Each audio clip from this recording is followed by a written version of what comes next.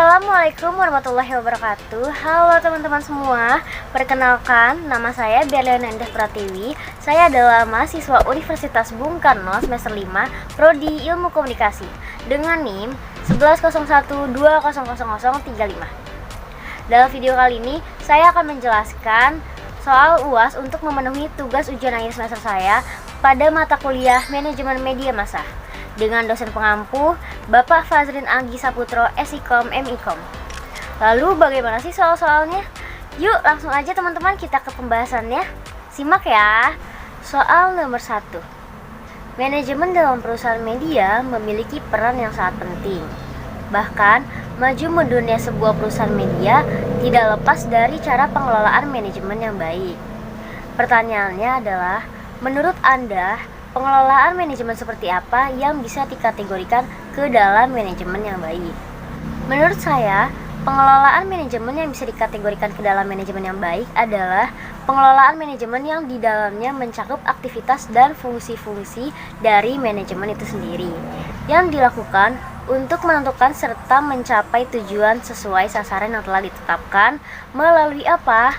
Melalui sumber daya dan sumber daya manusia.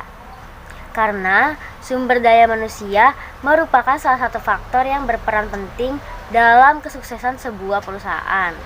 Dalam hal ini, sumber daya harus direncanakan, diorganisasikan, diarahkan, dan dikendalikan seoptimal mungkin dengan menerapkan 5 fungsi manajemen agar pengelolaan manajemen itu dikategorikan ke dalam manajemen yang baik. Di antaranya yaitu adalah sebagai berikut. Fungsi yang pertama ada fungsi perencanaan, yaitu memutuskan apa yang harus terjadi di esok hari dan membuat rencana untuk dilaksanakan. Fungsi perencanaan ini diperlukan agar segala kegiatan dapat terlaksana dan secara seluruhnya tidak ada bagian yang terlewatkan. Dalam pelaksanaannya juga berurutan. Fungsi perencanaan ini dapat meminimalisir resiko yang mungkin dilakukan dalam pengelolaan manajemen dan juga untuk memastikan visi misi perusahaan sudah sejalan dengan arah dan tujuannya. Selain itu, planning berfungsi untuk membuat strategi agar suatu ketidakpastian bisa menjadi lebih terarah di masa yang akan mendatang. Fungsi yang kedua ada fungsi pengorganisasian, yaitu membuat penggunaan maksimal dari sumber daya yang dibutuhkan untuk melakukan rencana. Pengorganisasian dilakukan ini dengan tujuan membangun sebuah hubungan kerja yang produktif. Selain itu, pengorganisasian memudahkan seorang manajer untuk melakukan pengawasan yang lebih efektif dan optimal, sehingga dapat menentukan sumber daya manusia yang diperlukan dalam setiap kegiatan. Agar pengelolaan manajemen dapat berjalan dengan baik, pengorganisasian memiliki beberapa proses, seperti proses identifikasi, proses perumusan tujuan secara jelas, lalu melakukan pembagian tugas sesuai perannya, pelimpahan wewenang, dan menciptakan tanggung jawab, serta melakukan unsur koordinasi. Fungsi selanjutnya adalah kepemimpinan dan motivasi, yaitu memakai kemampuan untuk membuat orang lain yang mengambil peran dengan efektif. Motivasi ditimbulkan oleh gaya kepemimpinan yang mampu memberikan dorongan dan arahan yang baik terhadap sumber daya manusianya, sehingga hal tersebut dapat berdampak positif pada kinerja yang produktif bagi manajemen di dalamnya. Fungsi yang terakhir adalah fungsi pengendalian, yaitu memantau kemajuan rencana. Selain itu, pengendalian ini dapat dilihat bagaimana evaluasi ke depannya. Hal ini dikarenakan setiap kegiatan yang akan dilaksanakan nantinya pasti akan selalu ada masalah dan hambatan yang akan dihadapi. Dari hasil pemantauan tersebut dapat dianalisis bagaimana cara pemecahan masalah terbaiknya. Soal nomor 2. Apa perbedaan departemen program dengan departemen redaksi? Jelaskan tugas pokok dan fungsi dari masing-masing. Departemen program adalah bagian yang paling bertanggung jawab dalam mengelola program atau acara pada stasiun penyiaran. Tugas pokoknya yaitu membawa audiens kepada stasiun penyiaran melalui berbagai programnya. Orang yang bertanggung jawab mengelola bagian program disebut programmer. Bagian ini bertanggung jawab untuk merencanakan program atau acara apa saja yang akan disajikan kepada halayak selama periode tertentu. Fungsi utama bagian program adalah sebagai berikut. Yang pertama adalah the production or acquisition of content that will appeal to targeted audiences. Memproduksi dan membeli atau akuisisi program yang dapat menarik audiens yang dituju. Lalu yang kedua adalah the scheduling of program to attract to desired audience. Menyusun jadwal penayangan program atau scheduling program untuk menarik audiens yang diinginkan. Lalu yang ketiga adalah the production of public service promotional announcement and local commercials. Memproduksi layanan publik dan promosi serta produksi iklan lokal. Lalu yang keempat adalah the production or acquisition of other program to satisfy the public interest. Produksi dan akuisisi program-program lainnya untuk memuaskan ketertarikan publik. Lalu yang terakhir ada the generation of profit to the station owners. Menciptakan keuntungan bagi pemilik media penyiaran. Departemen keredaksian dapat diartikan proses antar orang-orang yang merupakan satu kesatuan sebuah organisasi media massa untuk mencapai tujuan atau sasaran.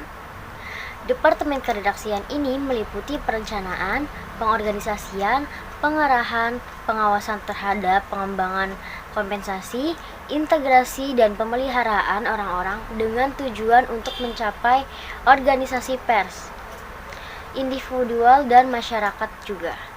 Ada dua bagian besar dalam sebuah penerbitan pers atau media massa, yaitu yang pertama bagian redaksi atau editor departemen dan bagian pemasaran atau bisnis departemen.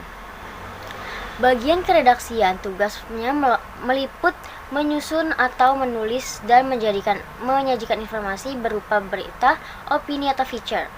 Orang-orang di dalamnya disebut wartawan.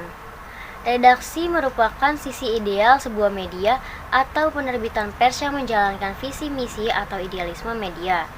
Bagian redaksi dikepalai oleh pemret atau pimpinan redaksi, dan di bawah pemret biasanya ada wakil pemret yang bertugas untuk melaksanakan tugas dan tanggung jawab sehari-hari di bagian redaksi. Fungsi utamanya dari departemen keredaksian ini ialah agar bagaimana informasi yang disajikan dalam media itu dapat diterima dengan baik oleh halayak.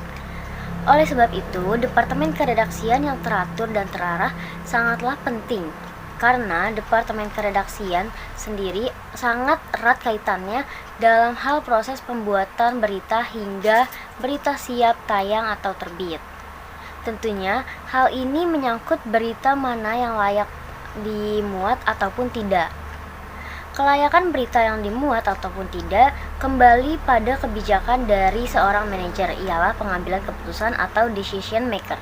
Soal nomor 3. Jenis strategi apa yang akan Anda gunakan dalam mengembangkan perusahaan media massa? Seiring perkembangan teknologi informasi dan globalisasi, perusahaan media massa juga mengalami perubahan yang signifikan. Perubahan tersebut terlihat jelas pada aspek struktur mekanisme kerja dan operasional maupun konten media massa. Maka, jenis strategi yang saya gunakan untuk mengembangkan perusahaan media massa yaitu ada 3 strategi. Di antaranya yang pertama ada strategi produksi, strategi pemasaran, dan strategi pengelolaan. Strategi produksi.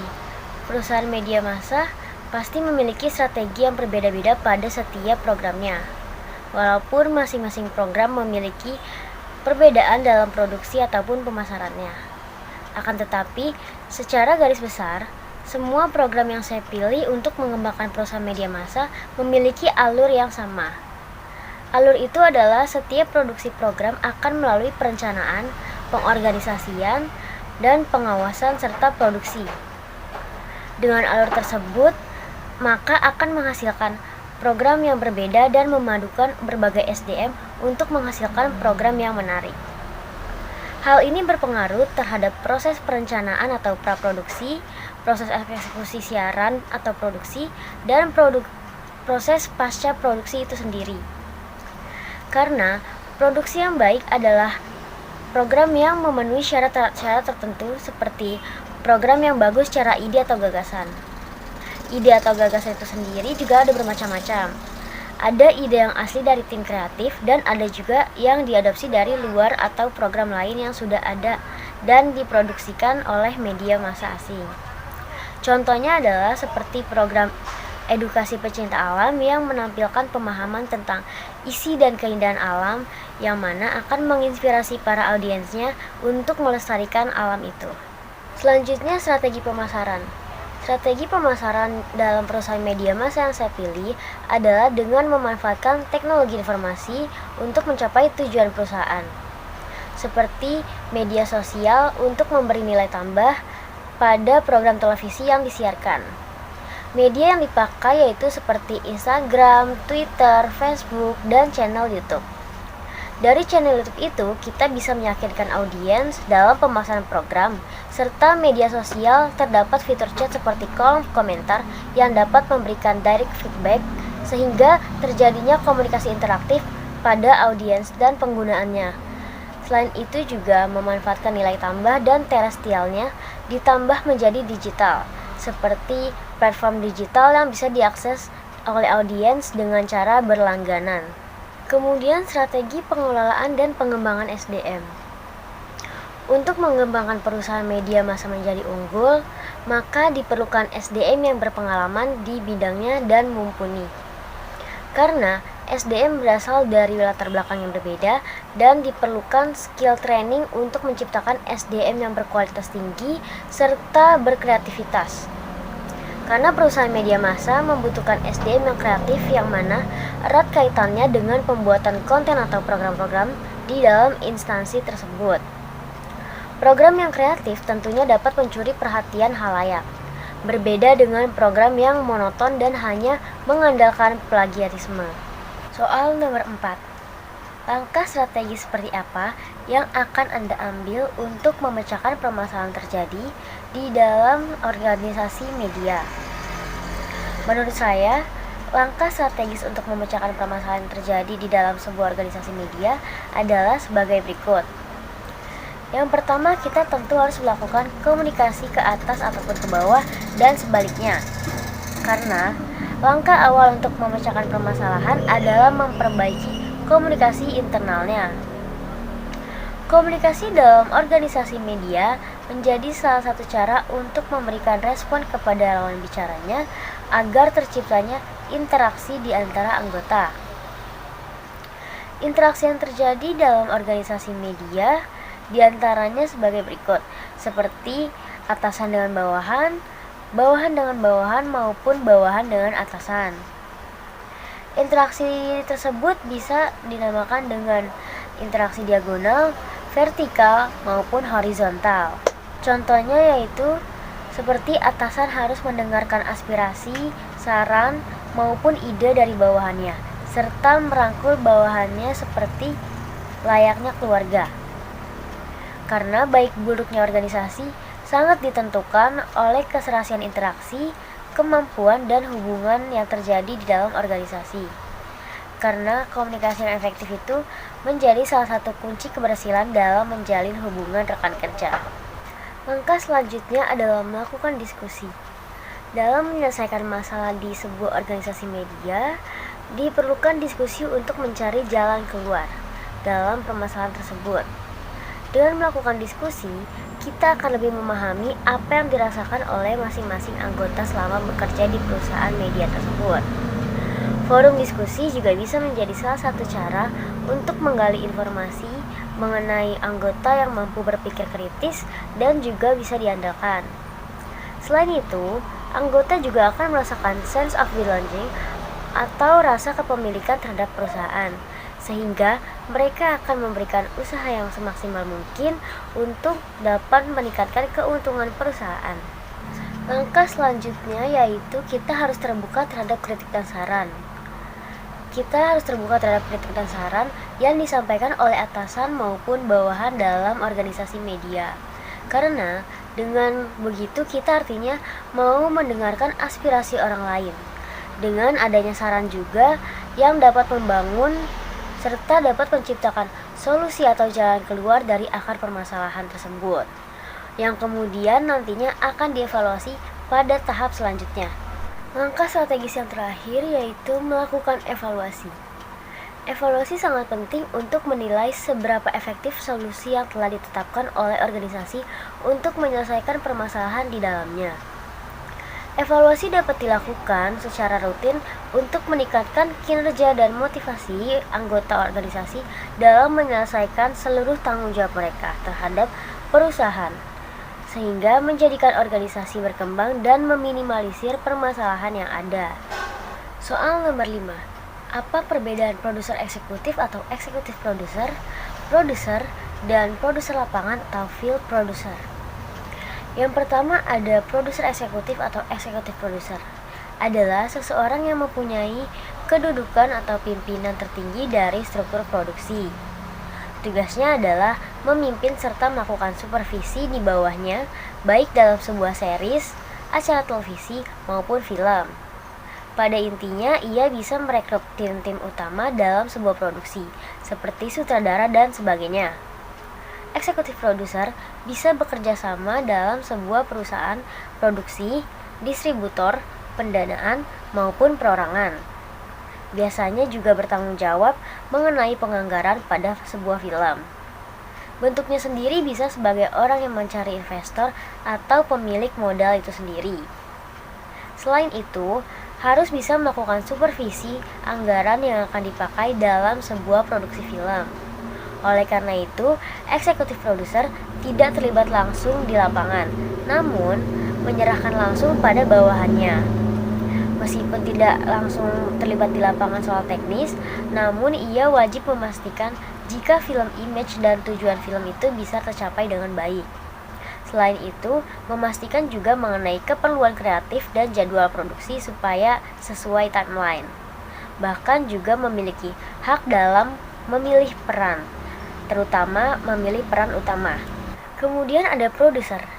Produser adalah orang yang menggagas sebuah proyek film dan menggawangi proyek itu dari awal film sampai film itu didistribusikan. Produser merupakan salah satu pencetus dalam pembuatan film atau triangle system. Produser merupakan orang yang mengkoordinasi, mengawasi, dan mengontrol hal-hal seperti mengumpulkan dana, mempekerjakan chief of department, dan mengatur distribusi.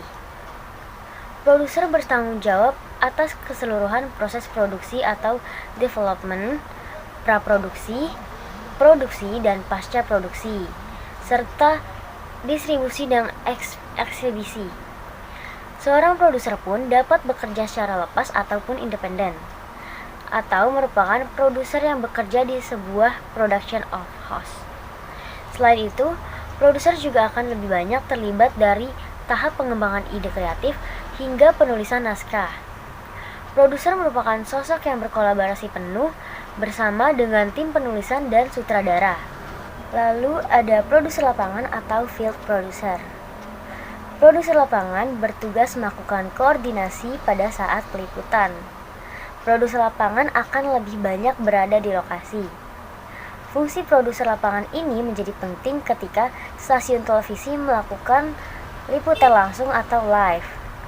Produser lapangan akan mengarahkan juru kamera dan reporter di lapangan, termasuk mempersiapkan wawancara dan memberikan masukan kepada reporter mengenai materi wawancara, ataupun mencari siapa narasumber yang dapat diwawancarai. Produser lapangan membantu reporter melakukan riset guna mendapatkan informasi bagi suatu liputan. Dia juga yang mempersiapkan rencana perjalanan jika tim liputan harus berangkat ke daerah lain.